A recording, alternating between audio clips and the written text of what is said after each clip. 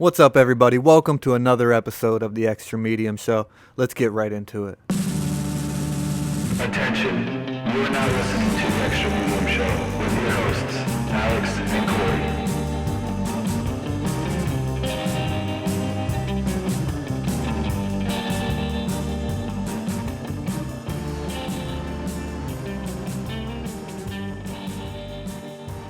Corey. All right, so Alex, Yep.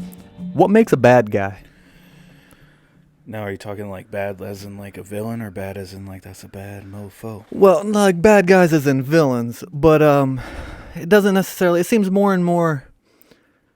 Bad guys used to be the guy that was against the protagonist. Right. It seems more and more that line becomes a little more blurred. I feel like that probably makes a good movie though, right? Because when you're like, you don't want to just 100% hate the guy. Yeah. You know what I mean? Yeah.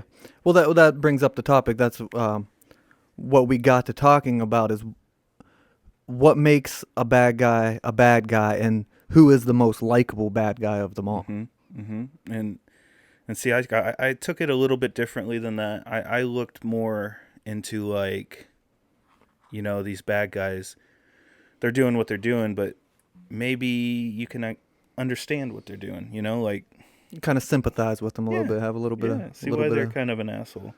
Yeah. And maybe some of them you would be an asshole too. So, for example, do you consider Walter White to be a bad guy?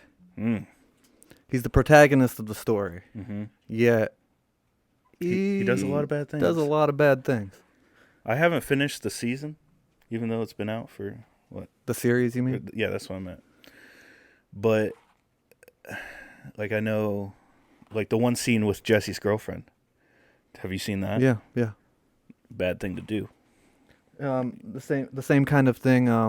In the same episode or the same series, Saul Goodman becomes a thing. He gets his own spinoff. He's kind of a bad guy in the show as well, but again, the protagonist. So it kind of blurs the line there. But see, that's like, I mean, most normal people too. You know, like not everyone's Prince Charming. So I think it's easier to make stories if you're not a perfect person, because then you can have some bad storylines. You know. So who have you caught yourself rooting for? I'll tell you one. First one that came to mind. The shark from Jaws. All right. Hear me out. All right. Hear me out. He's just chilling. Yeah. You know, swimming around, doing his stuff, having babies. And then these people are swimming in the water. He's hungry. Okay? He sees you swimming, he's going to eat you. Happens all the time. Yeah. He's Shark Week. Okay? I mean, yeah, he's a big boy, but I don't really think what he was doing was wrong. Right. It's just nature. Stay out of the water. You know, but then, like, after that movie, it portrayed him in such a bad way that I bet sharks are just getting killed. I think people should be afraid of sharks. Yeah. I mean, No, sharks are like a coyote. You know, you don't really got to worry about them unless you're like. They're majestic as fuck. There you go. Yeah, they're beautiful creatures. I find myself rooting. Have you ever seen the movie Demolition Man? That's with Sylvester Stallone. Wesley Snipes plays a character, Simon Phoenix, in the movie, he's outstanding. It's one of my favorite Wesley Snipes roles. He does a great job of he's almost more likable than the protagonist in the movie. He has great dialogue and he gives great speeches. All right, gentlemen, let's review. The year is 2032. That's 2032, as in the 21st century. This is him. And I am Yeah. sorry to say that the world has become a pussy-whipped, Brady Bunch version of itself. Run by a bunch of robed sissies. All we have to do to run the whole thing is to kill a man named Raymond. Yeah, so basically in the movie, Sylvester Stallone gets accused of being responsible for the deaths of a bunch of innocent people that was actually caused by Wesley Snipes, Simon Phoenix. They both get cryogenically frozen instead of getting the death penalty. Okay. Someone in the future unfreezes Simon Phoenix, gives him a bunch of training, programs him, and unleashes him on the world, who is now a super soft version of itself. So then they unfreeze Sylvester Stallone, and he comes back and they battle each other. Okay. Yeah, but Simon Phoenix is up there for me. Yeah. I haven't seen that movie. I'm going to be honest with you. It's a 90s movie, so I enjoy it. I just, for the first time, watched, what I watch? Total Recall. Yeah. I think that maybe 80s. I don't know. no, I think that's a 90s movie as That's the well. one with the chick with like 3 boobs, right? Yes. Right? Yes, you're correct. Yeah. See? It's the lasting images that stick with me. All right. I got another non-human one for you. Okay. All right. The dinosaurs in Jurassic Park. Okay. Okay? Obviously, fucking the people up, you know? Well, like the carnivores are. Okay? But once again, just chilling. Just natural. Just natural. Just doing what they do. Just exactly. You know? And then they didn't ask to be brought back. You know, that was all the doctors got. The guy, you know. Oh, yeah. So they were just, you know, trying to survive.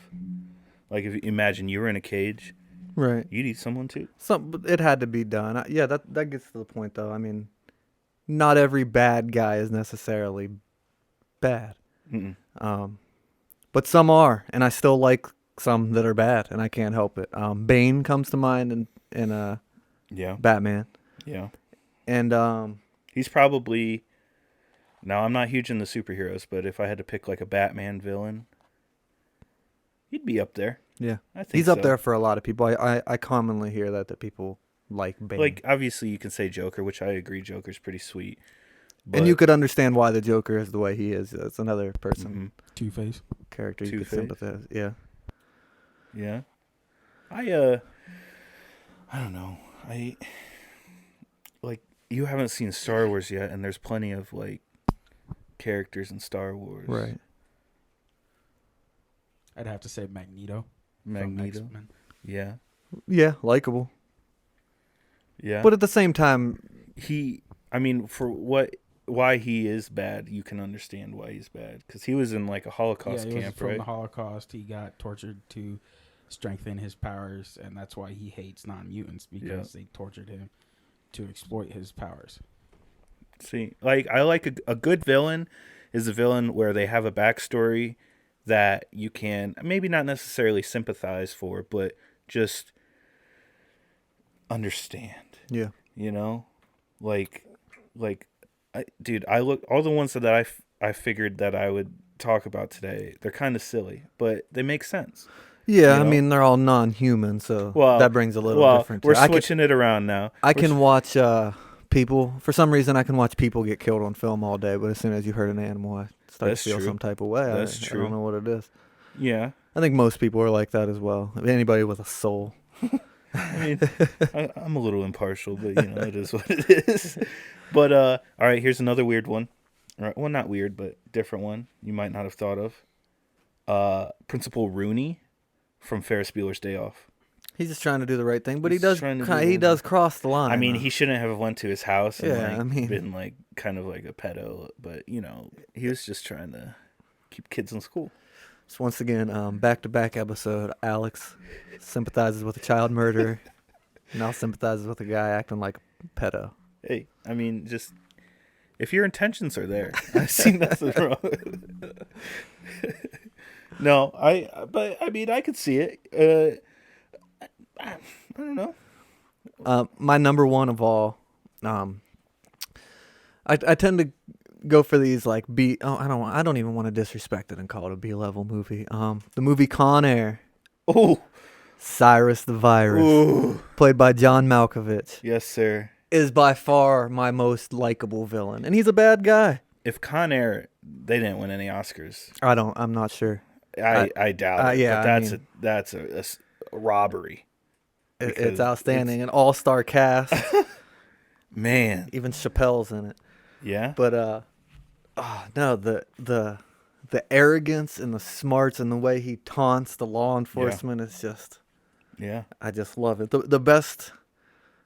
One of the best examples to me, he gets on the intercom of the plane and he's taunting the TSA guy that peed his pants. Oh, You're lying, Cyrus. So are you, Vince. Oh Nothing makes me sadder than the agent lost his bladder in the airplane. The best. Absolutely the best. That guy, just as an actor, I can't think of much that he's done wrong. I mean, I don't really know a whole lot, but I enjoy seeing him. Nicolas Cage has a gnarly Southern accent That's in that southern. movie. That's almost as southern as your accent. Almost. Almost. It's pretty over the top though. He takes a bullet in it like a champ. Yeah, so many Cyrus lines. He has the one guy, and I believe it might be Dave Chappelle, and he's holding him up when the plane's taking off, and the guy goes, "Cy," and Cyrus looks at him and goes, "Anara." It is the best. It's so corny, but it is the best. I love it. I can't get enough. I kind of catch myself rooting for Cyrus on the fire truck there at the end. But Now, would you have been one of his goons had you been in a oh, maximum absolutely. security If I'm prison? serving life, What let me ask you this. What prison gang are you thinking you're going to join if you get incarcerated? oh, if I get incarcerated, I'm in big trouble. Yeah. I mean, there's an obvious answer, but I don't know.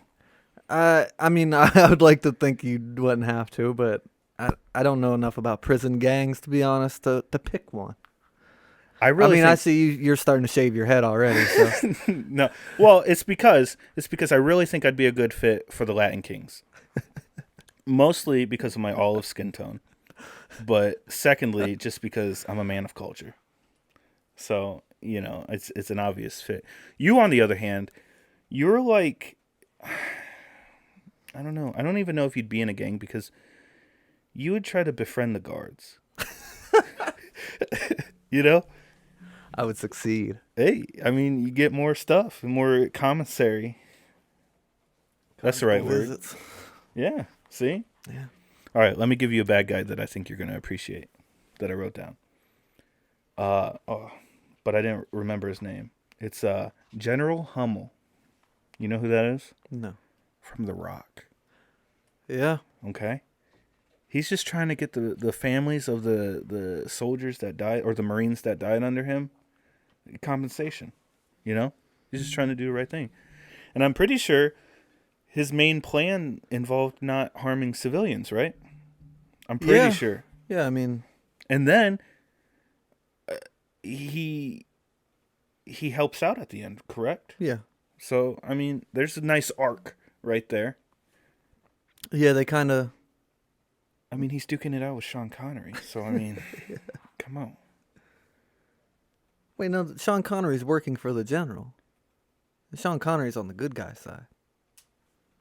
I thought right. And he's the bad guy. Who? General Hummel. He's the guy who takes over the island. Oh, he's a definite bad guy. I had my guys mixed up. Oh, okay. He's a definite bad guy. Yeah, but He's taking over but it's holding just, hostages it's with just Alcatraz. weapons of mass destruction. Yeah, but for a good reason. Like, he wasn't just doing it to do it. What is the reason? Because the Marines that died under him didn't get compensated for some reason. I don't remember why. So, like, their families didn't get money. So he was doing it to get money for those families, for the guys that died. Okay. I could be completely wrong, too. No, that sounds right. But that's also radical, and he's a Hey, I like radical. he's a bad guy. No matter how you slice it. No, I what are your, like... Have you thought about any villains that just really piss you off? Not necessarily. I mean, what also it made me think about is there are not a ton of female villains. I'll tell you a good female villain, but I don't know her name. Have you ever seen The Kingsman? No. Dude, there's 2 of them. And I thought they were going to be the cheesiest movies I've ever seen in my life. Just like knockoff James Bond movies. No. But in the second one, the main villain is a lady. And she does a pretty good job. I think ladies villain are portrayed as almost less merciful villains. When they actually do become villains, they're Yes. almost to the extreme. Yes. Kill Bill. A movie that's not necessarily considered. You wouldn't think of it as necessarily a villain, but Ann Wilkes from Misery. Okay. She's definitely a villain, and she's pretty horrible. Yeah. But I don't know if I've ever finished that, but she's the one who like locks him away. Yeah, and yeah. stuff, right? The writer Yeah. crashes his car. She rescues him, continually breaks his ankles, and sorry if there's any spoilers in here, but Hey, the movie's hey. like 40 years old. yeah. What about would you consider Tyler Durden a villain from Fight Club? Brad Pitt? I guess so. But then again, I feel like because he's like the subconscious of Edward Norton's character, right? Yeah.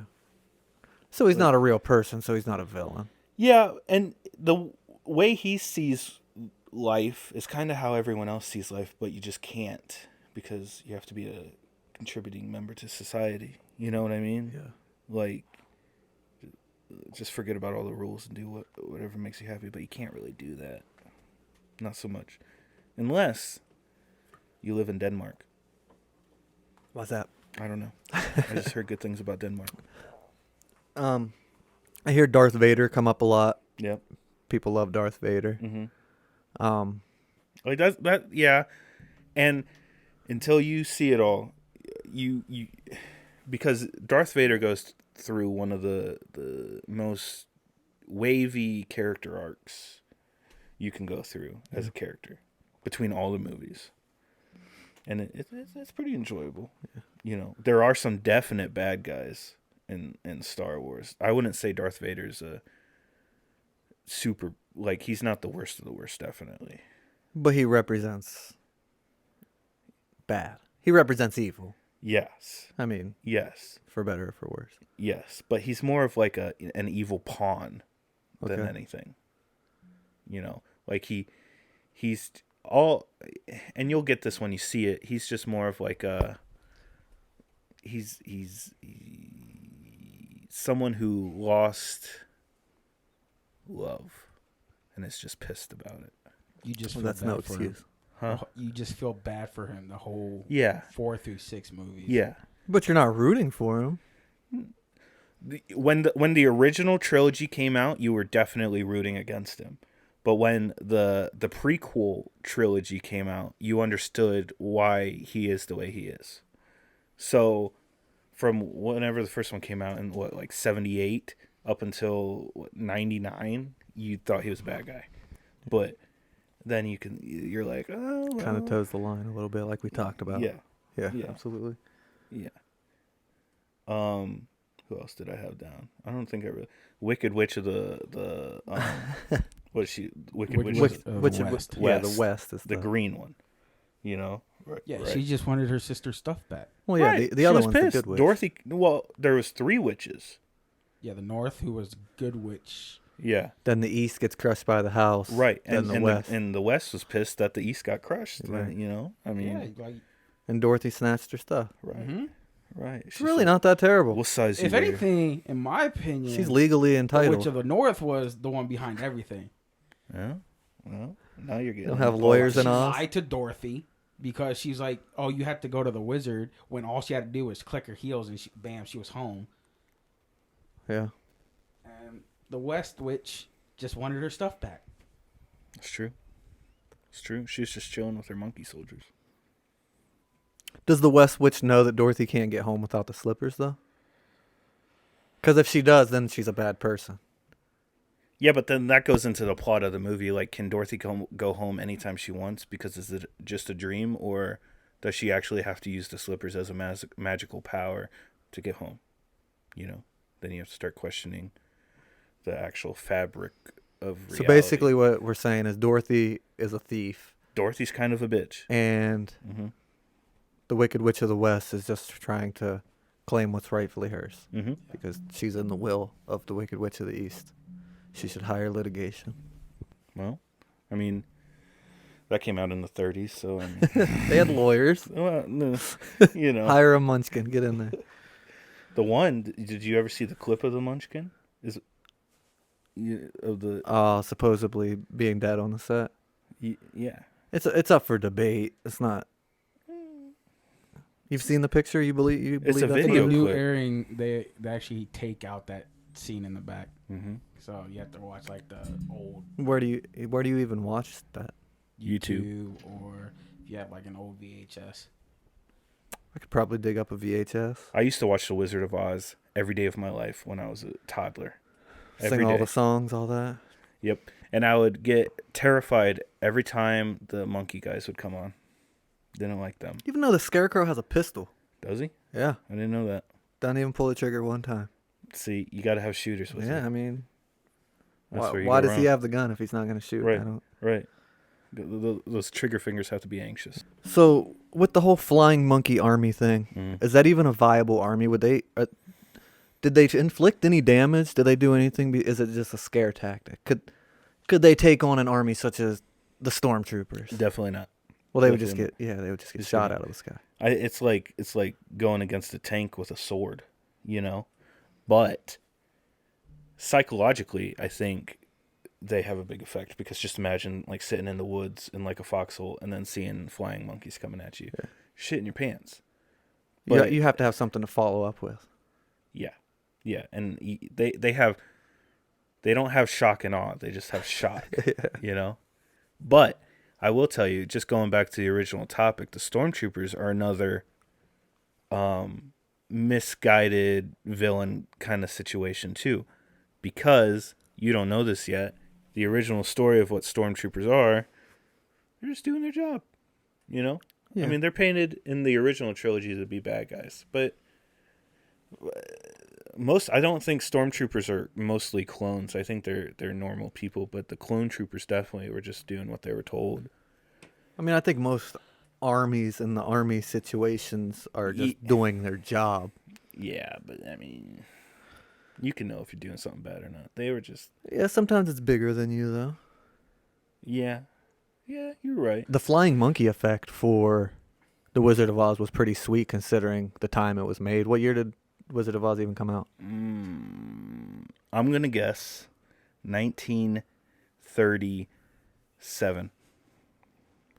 Pretty close, 1939. 1939. Okay. 1939.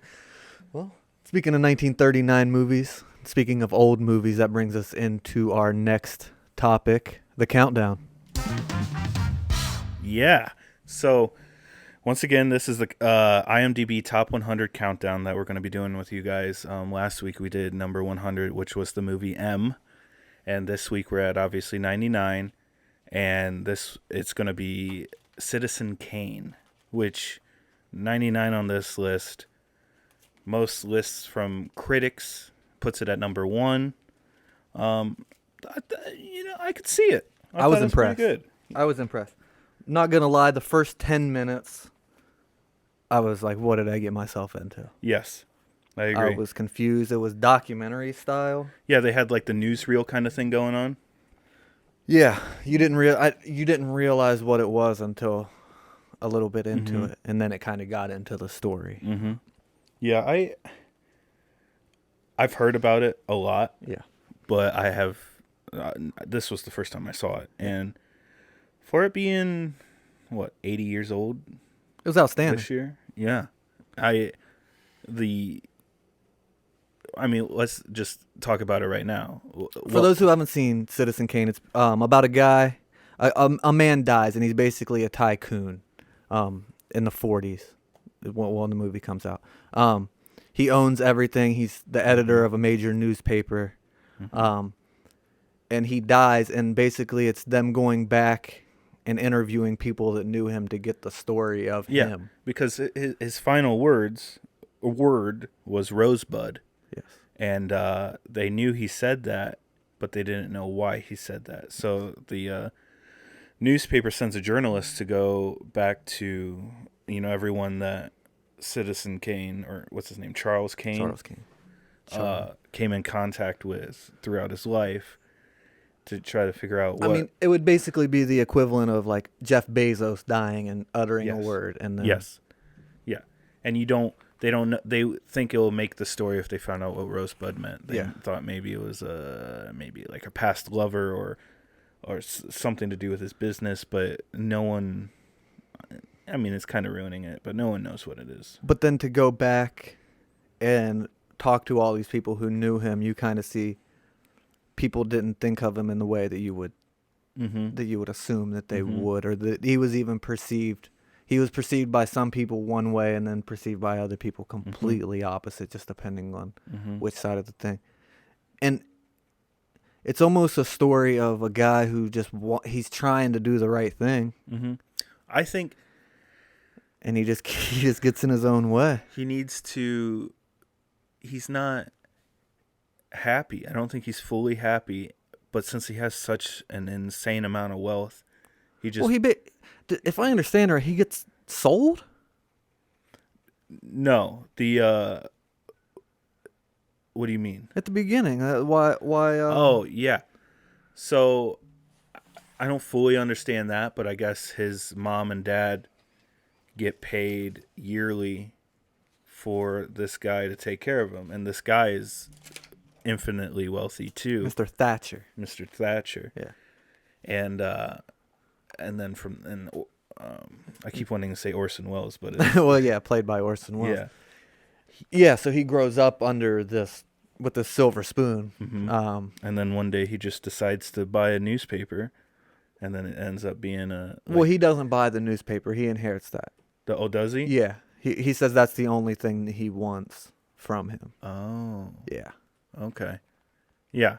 And it's they interview well, Mr. Thatcher's dead by the time Kane dies, but he goes and he's allowed to read his like journal or memoirs. So you see the beginning of their relationship, which is when Kane was a kid, yeah.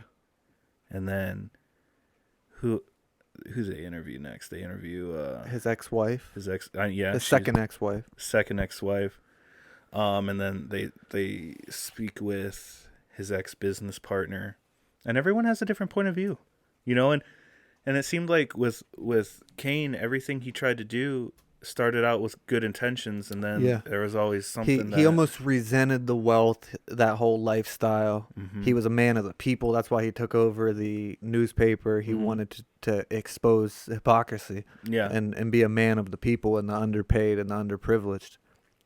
And then he almost When he was running evolved for- into what he started fighting against. Well, yeah, and then when he was running for governor and he got in trouble with the scandal. The scandal, which wouldn't be a big deal now, obviously. No, but it's just like it's almost like he wants to be a normal person, but then when you're at that level of being a celebrity or just, you know, in the public eye, you kind of can't do a lot of that kind of stuff, and that was kind of coming back to biting him it was biting him in the butt. Yeah.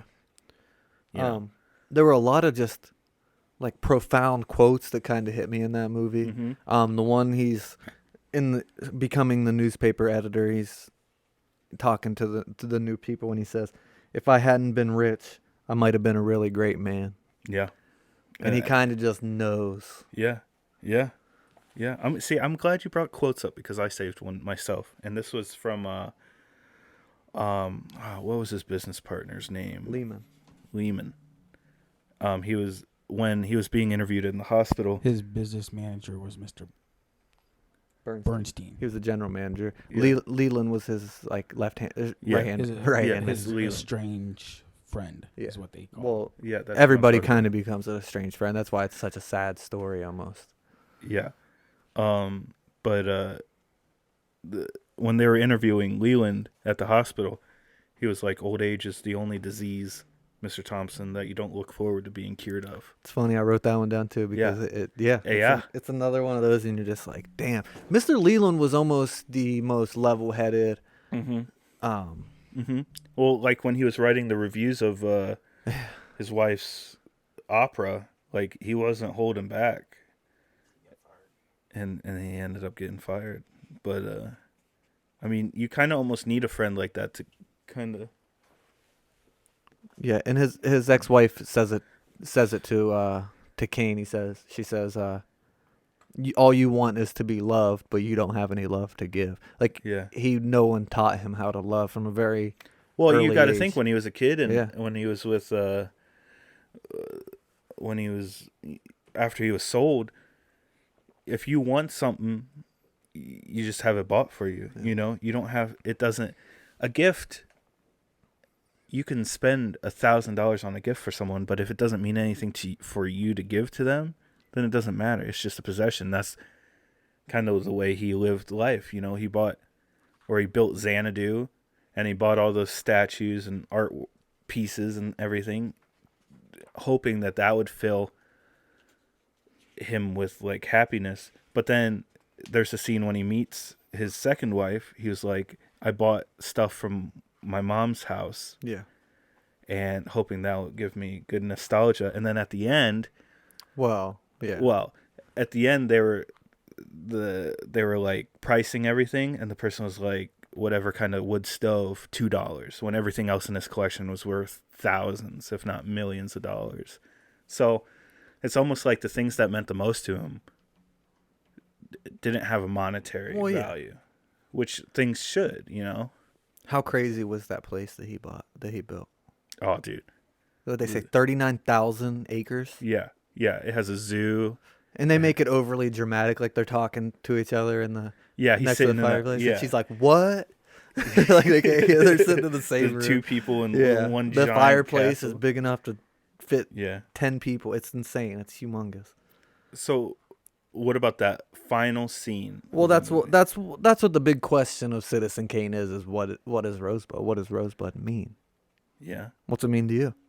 Because Well, I think it means something different, maybe Dude. to everybody. you saw when they put the thing in the furnace, right? The sled. The sled with Rosebud on it. I think Rosebud wasn't a person. No. I don't know how it would make sense, how I can make it make sense, but Rosebud is a child or a childhood dream of just wanting to be happy. And he was chasing that ever since he was taken away. From that sled. Yep. Like that sled was where he comes from. That's where he That was belongs. his That's last where he's moment. loved. Yeah, his last moment of just being a regular person, regular boy. You know, ever since then he lived a life of wealth, and which is fine and it's fun, but it's all exterior stuff, you know.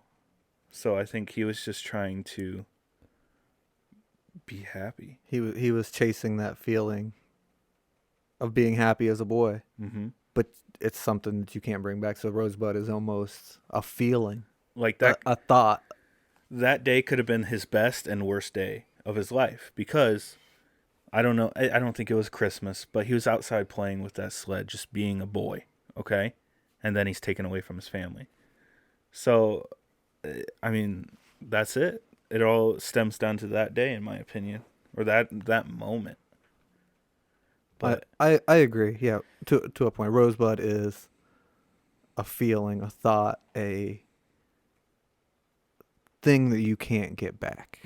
well, it's just like with his first wife. It almost seemed to me he got married just because that's what you're supposed to do, and it never really seemed like he loved her or cared much about her. It was just kind of like a So thing to do. everybody has a quote unquote Rosebud. yeah. That feeling, that joy, that thought that you wish you could get back that's gone. Mm-hmm. Everybody has it in a different way, shape, or form. It's not going to be the same for everybody, and everybody's not going to interpret it the same. And I think that's what you get from the end of that movie. Yeah. Yeah. If you had to rate it out of 10, what would you do? Taking into consideration the time that it came out, how Well, let me give you another thing. So I looked up some trivia for it before you rated. I'm sorry. Most of, if not all the actors, the main actors of the movie came from his like theater group, Yeah. which performed on radio. So those were the guys who did War of the Worlds, you know, and I think this was the first movie for most of them, if not all of them. yeah, they So- kind of gave him like a little tribute at the end. Yeah. But Orson Welles didn't let the studio in at all to watch it. So that movie is his child, basically. And one cool thing that I read that they did, and I noticed it after I read it for sure, the characters like Kane and Mr. Thatcher and stuff, when the camera looks at them, it's looking from underneath them up. But characters like his wives and I don't know who else, but it's looking down. I was gonna say the cinematography too. Like, a lot of times when he was in a dominant situation over his wife, he would be like standing over her, and it was shot from a very like intimidating angle. Like, it's you don't just feel the emotions from the speech; you get it from just looking at the scene. You know, so I like that. All right, so 1 out of 10. You can do decimals too. 9.5. 9.5. I mean, taking into consideration the year that it came out, I mean, I see movies now that can't hold my attention for 2 hours. Yeah. And a movie that came out in 1941 not only had my attention, I laughed, I felt emotions from it. Yeah, outstanding. 9.5. I'm gonna go 8.8. Yeah. Yeah, just mostly because it was hard at the beginning to focus on everything that was happening. It was almost shot as like a kind of like how a Tarantino movie would be shot, maybe not chronologically in order. I mean, it ends up going that way. See, I kind of liked that about it because it kind of gave you a summary of his life and then dove into each aspect of the summary to give you a more in-depth. So in the first 10 minutes, I knew the history of Charles Kane. You knew who Charles Kane was. Yes. Okay. Yeah. Which everybody would have known at the time. Right. Like, he was as big as you can get. Yeah. Like, he was, if it wasn't for that scandal, He was he could have been influencing president. presidential elections. He dated a president's niece. Yeah. What about the clip? Married a president's The niece. clip where he's standing with Hitler. Did you see that? I don't think I did. Yeah, it's on the newsreel part because he said, the narrator said he had like influence with political leaders, even though. And they asked him if there would be a war, Mm-hmm. and he said he didn't think so. He thought they knew better. Yeah. Yeah, I guess I didn't see that picture. That's interesting. Yep. Huh. All right, so we did the countdown. Now we got to finish it off with. What did you watch? So Alex, Yeah, what did you watch? I got a couple good ones this week. All right. All right, so a couple days ago I watched a movie from, I don't know what year, but from the 80s, Matthew Broderick, Biloxi Blues. Okay. I'm a Matthew Broderick fan. I've never seen that movie. Yeah. But basically what it is it's about him. He's a kid who just got drafted by the Army, World War II, 1945. And it's about him going down to Biloxi, Mississippi, going through boot camp. His drill instructor is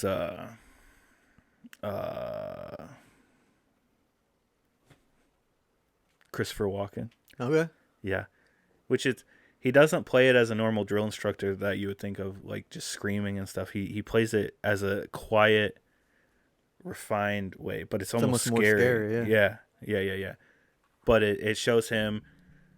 I don't think it's right. I think he was in the Army for like a month before this, so I don't know what they're doing, but it shows him lose his virginity to a prostitute in town on one of the weekend leaves. Outstanding. Yes, and then just about the dynamics. There's a scene where two guys in the bathroom are caught. They're walked in on. They're fooling around with each other, and back then you went to jail for that. Wow. And one guy jumped out the window, and it was a character that you kind of liked throughout the movie.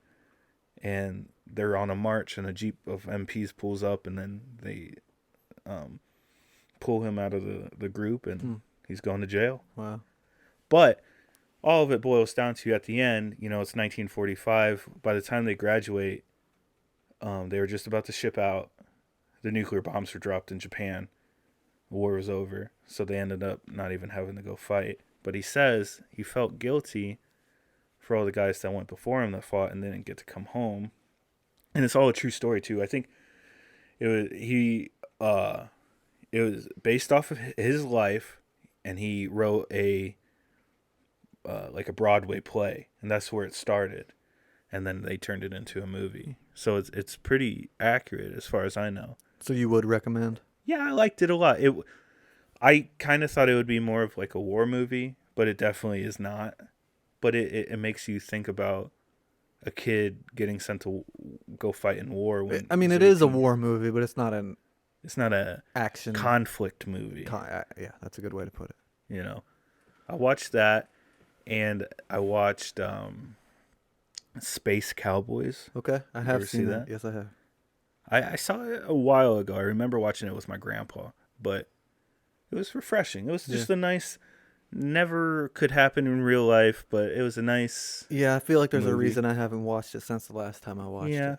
I mean, it has a really great cast with obviously Clint Eastwood and Tommy Lee Jones and Donald Sutherland. It's just it's a fun movie. The ending is kind of Armageddon-esque, Okay. but I don't want to ruin that so much. Fair. But it's a little bit newer than the movies we've been talking about. So I Yeah, don't know. absolutely. For me, I'm gonna stay on the TV show side. Okay. I'm a huge fan of just TV shows, sitcoms in general. Community. Mhm. If you are a fan of The Office, if you are a fan of Parks and Recreation, I would highly recommend Community. Joel McHale, Allison Brie, Donald Glover, Chevy Chase. It's a great cast. It's kind of dry. It kind of gets out there at times. Okay. I binged the whole thing though. I couldn't get enough of it. Is there a laugh track? No, there is not. Okay. I know you're not a fan of laugh I tracks. am completely anti-laugh track. I mean, I don't like to be told when to laugh, unless I'm watching MASH. or Seinfeld. Never seen it. Well, you're dead to me. Okay. But yeah, Community is outstanding. They get a little out there with the spoof episodes, Okay. which I like. Kind they- of do Always they have Sunny any, esque. Oh, you can't make an always I've sunny seen I've quote. seen enough episodes that I feel comfortable making that. Okay. That's something we Yeah, need to get Donald you Glover's into. outstanding in it as well. Yeah, I enjoy him as an actor. Yeah. Like he had a really nice small role in The Martian. Yeah. Yeah, I like that. I haven't seen Atlanta. I haven't. I haven't either. But I've heard it's very good. Yeah. But any- highly recommend Community. 30-minute episodes. I like that. It's easy to get through, easy to binge. Mm-hmm. Alex, if you don't have anything else, I'd like to take this time to thank our sponsors. Just kidding, we don't have any sponsors. No, I'll cut that out. But I do want you guys to check out a buddy of ours who's been doing big things over on YouTube and TikTok and whatnot. But Fishman TV, that's our buddy Jay. He's been helping us out, with recording and taking pictures and just kind of getting us a nice start for you guys. But he's doing big things. He's catching like ginormous fish out there. Right now it's wintertime, so I tell you what, I've learned a few things watching Yeah. these videos. I absolutely have. Well, I am a Texas rig kind of guy. I know he says that a lot, and I'm gonna stick to it. Hey, he repurposes a boat on there. Yes, And, yeah, it's a fun watch, and I think if you're into that kind of stuff, give it a shot. Right. Fishman TV on YouTube and Instagram, and I know TikTok. Some bass fishing. Yes, sir. All right, guys, that's going to do it for us today. Make sure you follow us on Instagram, too, at The Extra Medium Show. Give us some likes and comment maybe some episode ideas or any kind of feedback. We'd love to hear it. Make sure for next week you guys watch number 98 on the list for the IMDb countdown, and it's the movie Bicycle Thieves. Looking forward to talking about that one. Can't wait to see you again next week. All right, thanks.